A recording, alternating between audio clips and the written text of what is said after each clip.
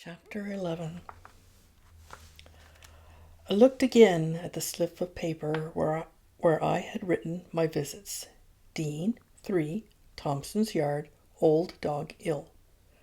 There were a lot of these yards in Derby. They were, in fact, tiny streets like pictures from a Dickens novel. Some of them opened off the marketplace, and many more were scattered behind the main thoroughfares in the old part of the town. From the outside you could only see an archway, and it was always a surprise to me to go down a narrow passage and come suddenly upon an uneven rows of little houses with no two alike, looking into each other's windows across 8 feet of cobbles.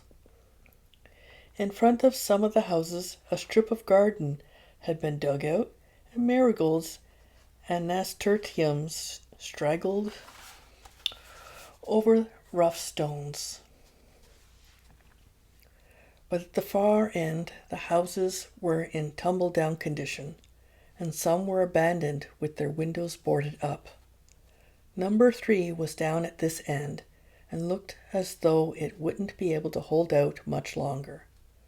The flakes of paint quivered on the rotten wood of the door as I knocked. Above, the outer wall bulged dangerously on either side of a long crack in the masonry. A small, white-haired man answered. His face, pinched and lined, was enlivened by a pair of cheerful eyes.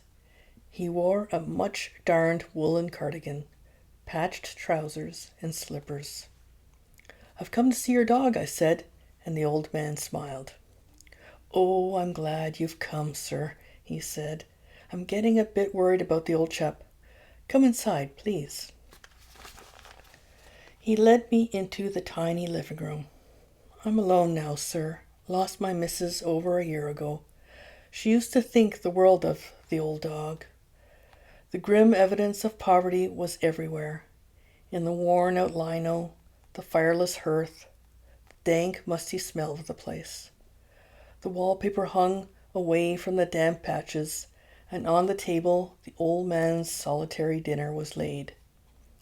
A fragment of bacon, a few fried potatoes, and a cup of tea. This was life on the old age pension.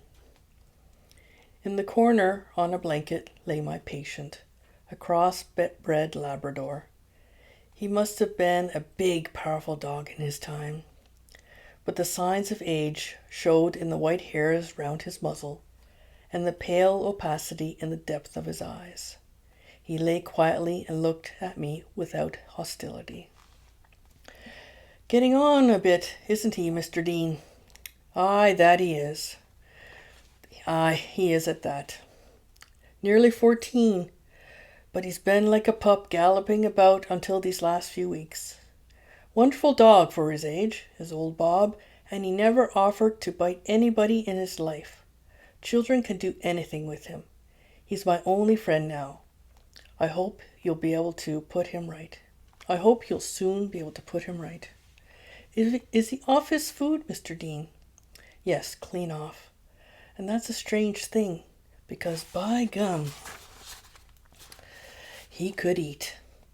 He always sat by me and put his head on my knee at meal times, but he hasn't been doing it lately." I looked at the dog with growing uneasiness.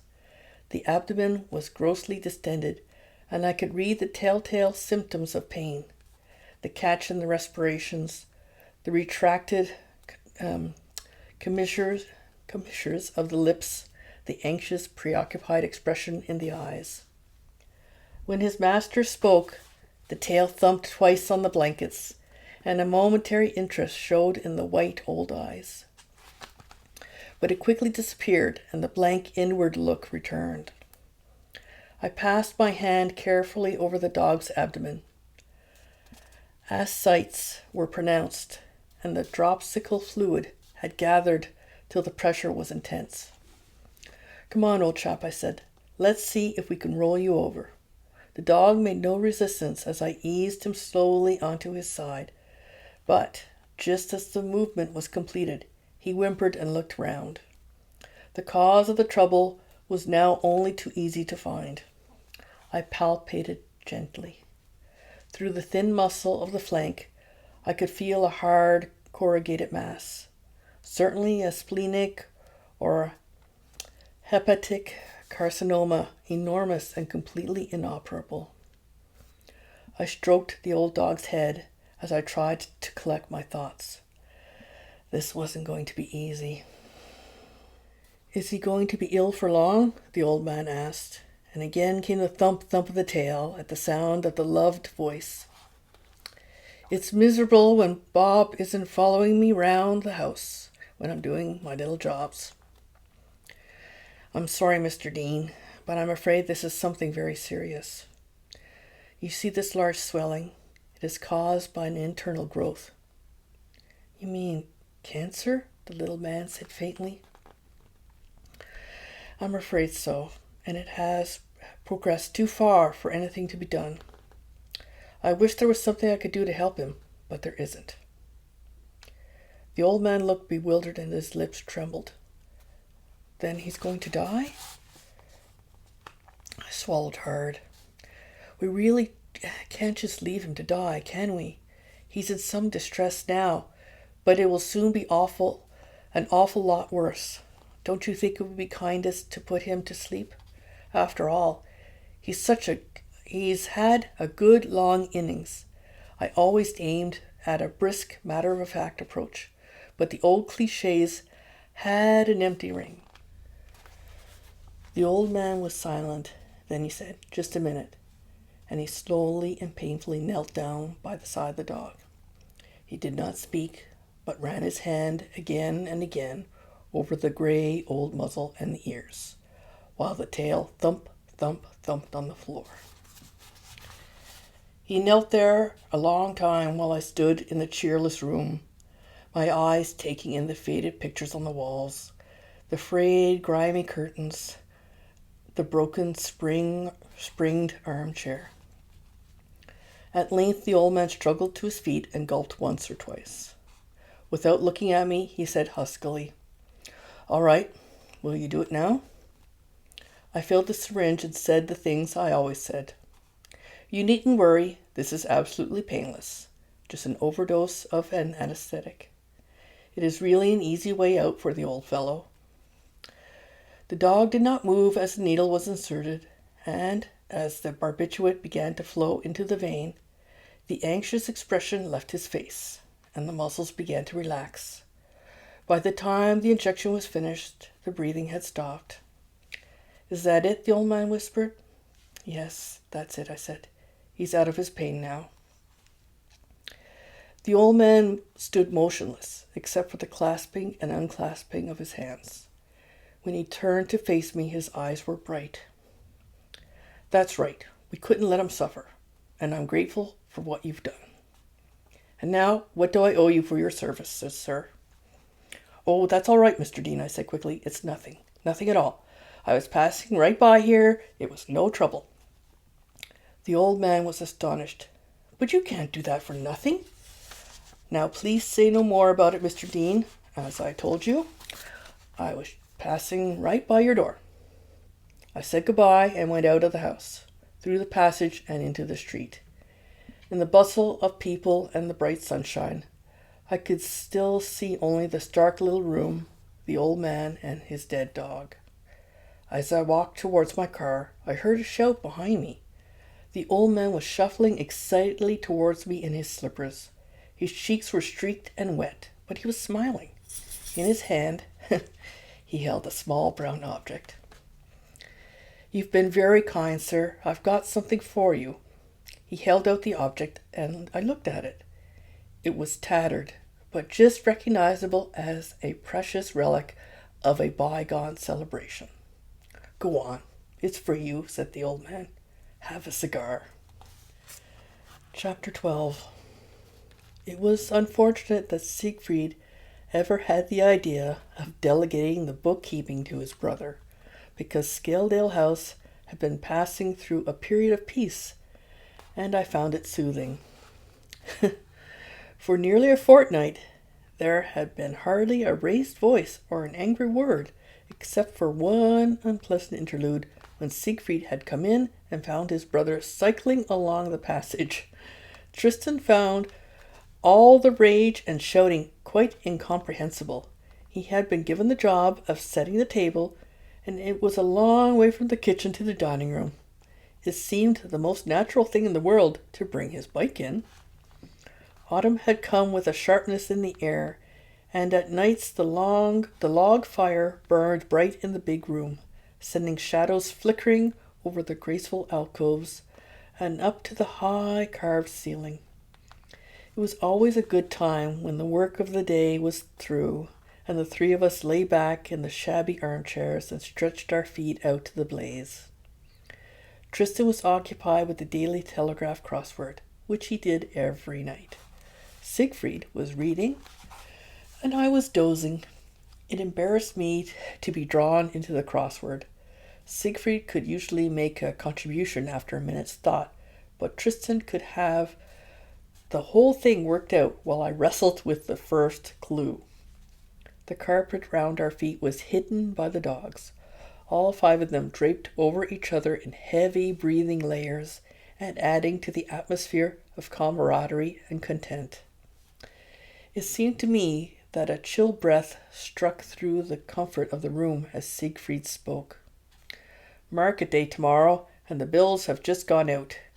They'll be queuing up to give us their money, so I want you, Tristan, to devote the entire day to taking it from them. James and I are going to be busy, so you'll be in sole charge. All you have to do is take their checks, give them a receipt, and enter their names in the receipt book. Now, do you think you can manage that without making a bloody hash of it? I winced. It was the first discordant note for a long time, and it struck deep. I think I might just about cope with that, Tristan replied haughtily. Good. Let's get to bed then. But next day, it was easy to see that the assignment was right up Tristan's street. Stationed behind the desk, he took in the money in handfuls, and that all the time he talked. But he did not talk at random. Each character got a personal approach.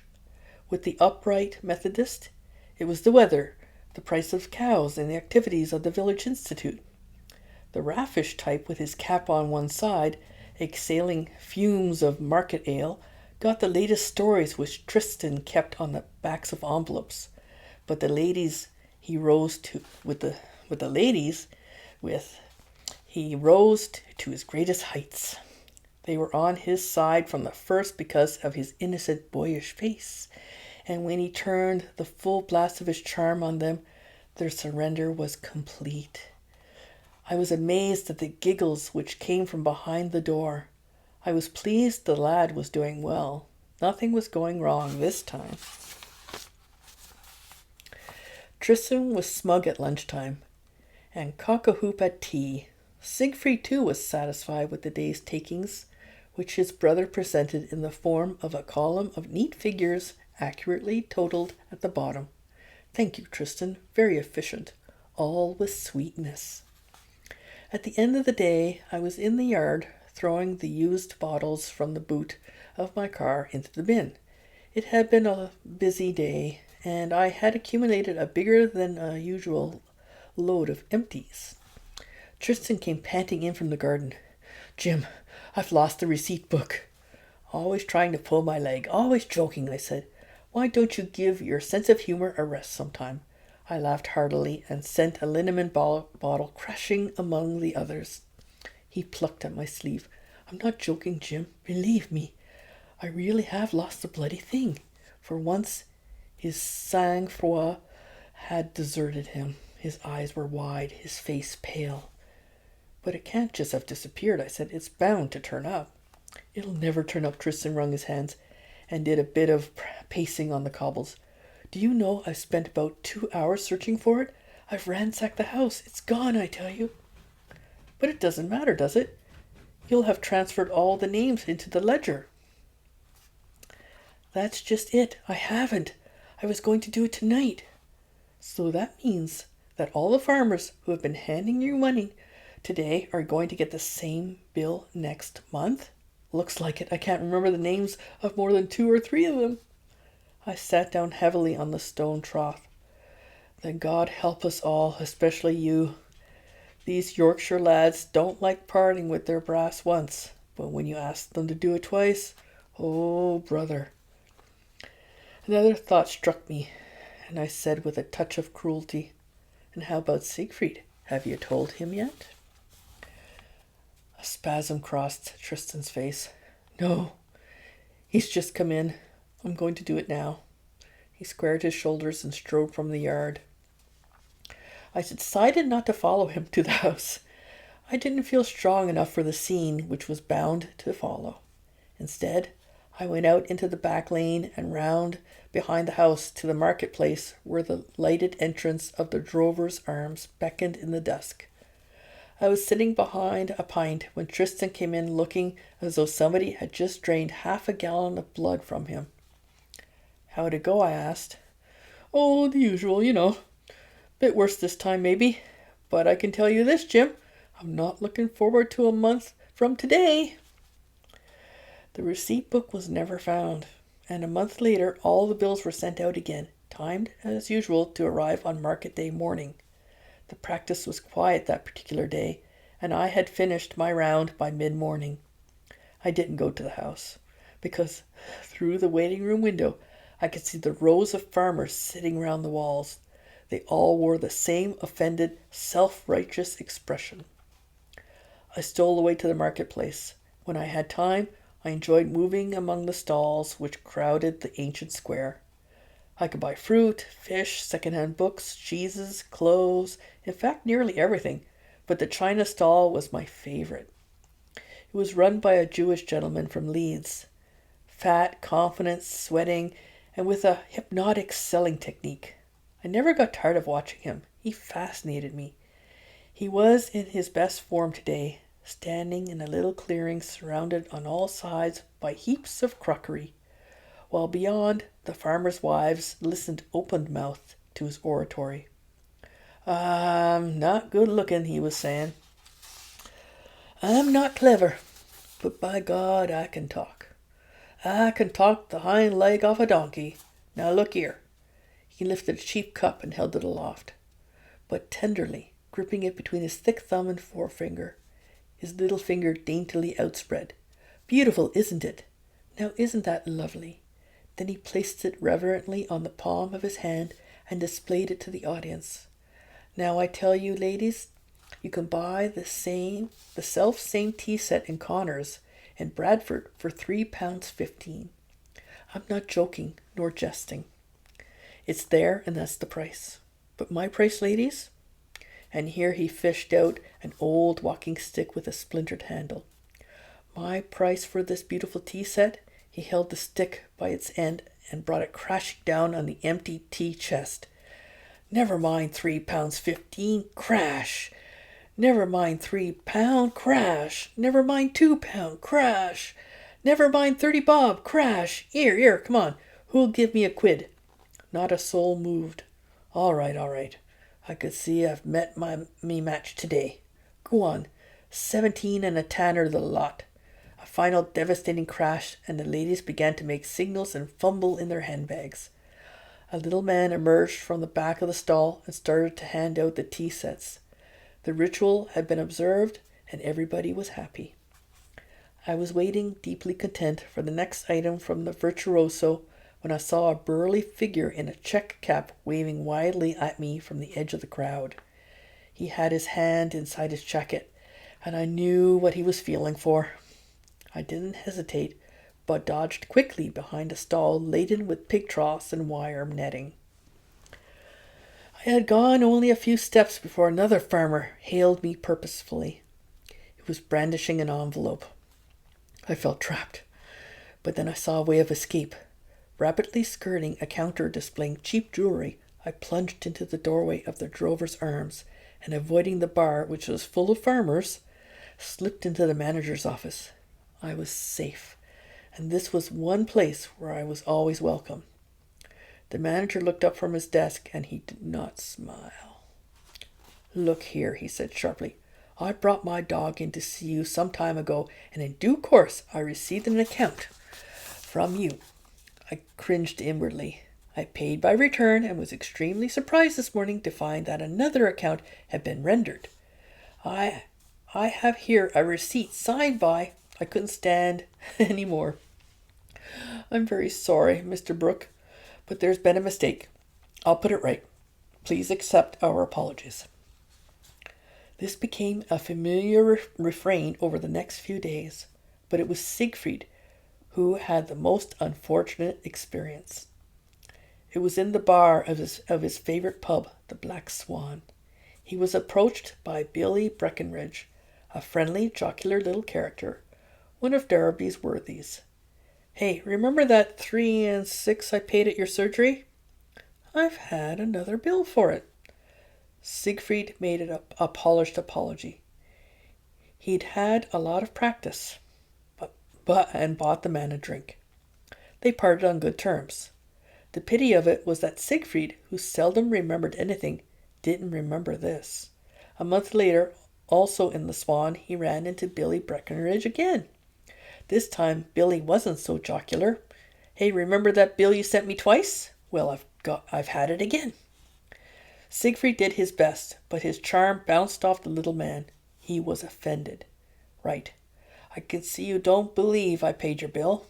I had a receipt from your brother, but I've lost it. He brushed aside Siegfried's protestations. No. There's only one way to settle this. I say I've paid the 3 and 6, and you say I haven't. All right, I'll toss you for it.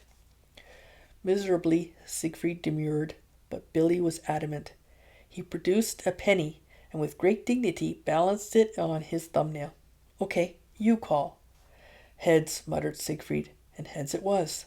The little man did not change expression.